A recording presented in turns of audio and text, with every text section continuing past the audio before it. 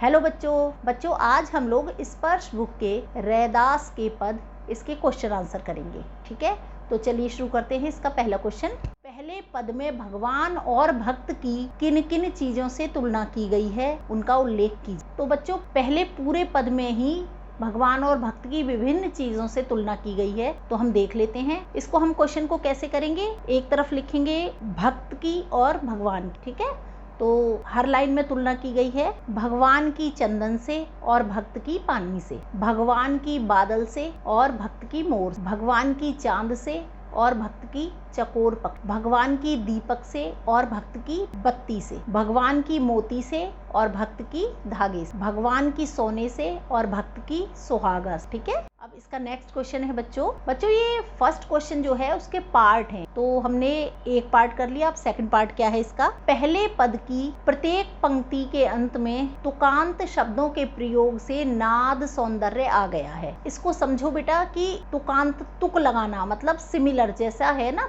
पानी समानी, इस प्रकार। तो इस प्रकार जो तुक बनाई गई है, तुकांत शब्द बोले गए हैं, यूज किए गए हैं, उससे एक फ्लो, एक ले आ गई है ना, तो इससे अच्छा भी लग रहा है, सौंदर्य बढ़ गया है। तो आपको फिर इसमें क्या करना है, तो तुकांत शब्दों से नाद सौंदर्य आ गया है, जैसे पानी समानी। इस पद से अन्य और तुकांत शब्दों को छांट कर लिख। अन्य तुकांत शब्द हैं मोरा चकोरा, बाती राती, धागा सुहागा, दासा रैदा। ठीक है, पहले पद में कुछ शब्द अर्थ की दृष्टि से परस्पर संबंधित हैं, ऐसे शब्दों को छांट कर लिखिए। जैसे चंदन, चंदन किसके साथ मिलता है, पानी, पानी के साथ ही चंदन को घिसते हैं ना, तो चंदन पानी जो आपस में रिलेटेड हों उनको हमें छांटना है। तो पहला हो गया चंदन पानी, घन मोर, जब बादल गरजता है तो मोर नाच, मोती धागा, सबको पता है आपको मोती से रिलेट क्या होता है, क्या रिलेट करता है, धागा, सोना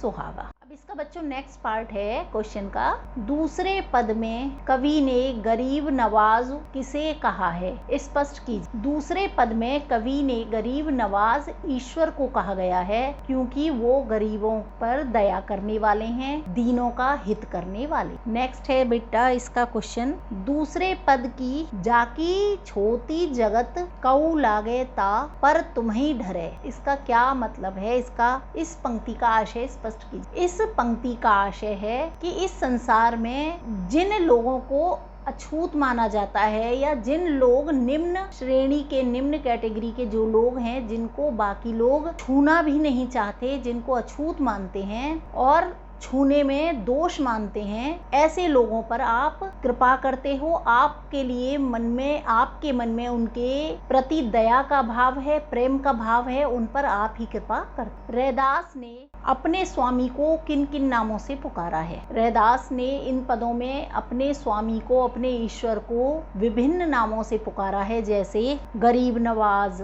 गुसैया, लाल, प्रभु, गोविंद। ठीक है, नेक्स्ट है बच्चों इसका क्वेश्चन, निम्नलिखित शब्दों को उनके प्रचलित रूप में लिखिए। इसमें जो प्रयुक्त हुए हैं शब्द वो ब्रज भाषा के हैं, है ना, तो इनको आप सामान्य बोलचाल की भाषा में किस प्रकार बोलते हो, किस प्रकार लिखते हो, वो हमें करना है। मोरा मोर, चंद चांद या चंद्रमा, बाती बत्ती, ज्योति ज्योति, बरे जले ना, गुसैया गोसाई, छत्रु छत्र, धरे मतलब रखे, छोती छुआछूत, तुही तुम्ही, राती रात। नेक्स्ट क्वेश्चन है बच्चों, नीचे लिखी पंक्तियों का भाव स्पष्ट कीजिए। तो चलिए शुरू करते हैं इसका, जाकी अंग अंग बास समान, जाकी मतलब जिसकी, जिसकी मतलब प्रभु की, जिसकी प्रभु की स्मेल, जिसकी सुगंध पूरे शरीर में समाई हुई है, अंग अंग में समाई हुई है, मेरे रोम रोम में समाई हुई है, अर्थात उनकी भक्ति से मेरा पूरा शरीर महकता रहता है।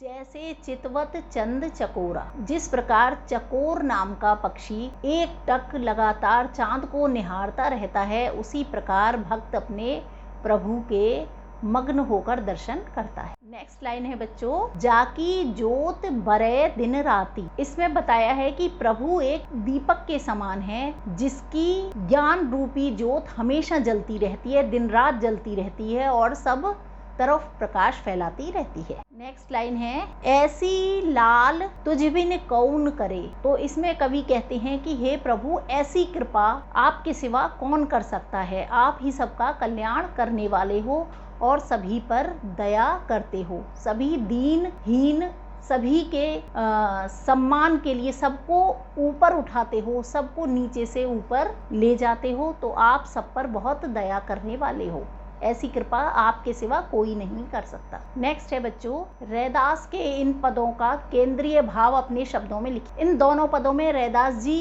का भाव क्या है, मेन बात क्या कहना चाह रहे हैं। बच्चों, रैदास जी ने जो पहले पद में प्रभु को विभिन्न उदाहरण देकर उनकी महानता का गुणगान किया है, उनकी अनन्य भक्ति की है और उनको ईश्वर को महान और उनको अपना दास बताया है। और दूसरे पद में रैदास जी प्रभु को गरीबों का उद्धारक, उनसे प्रेम करने वाला और दीनहीनों का कल्याण करने वाला बताते हैं कि वो गरीबों को उनके सम्मान के लिए, उनके हित के लिए, उनके कल्याण के लिए उनको नीचे से ऊपर उठाते हैं और उनके सम्मान की रक्षा करते हैं। तो बच्चों, आज हमने इसके क्वेश्चन आंसर कर लिए। आई होप आपको समझ आ गए होंगे। वीडियो पसंद आई हो तो लाइक और सब्सक्राइब जरूर करें। Thank you.